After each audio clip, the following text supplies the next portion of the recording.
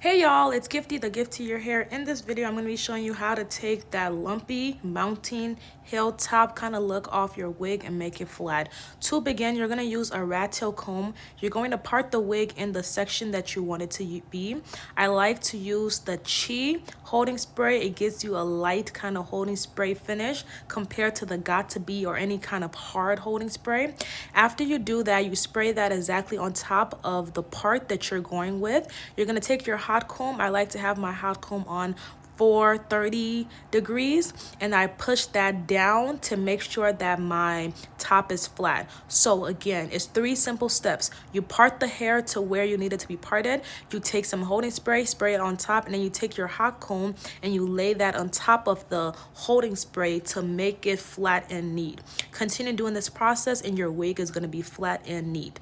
Okay, y'all, I'll see you next time. It's Gifty, the gift to your hair. Bye.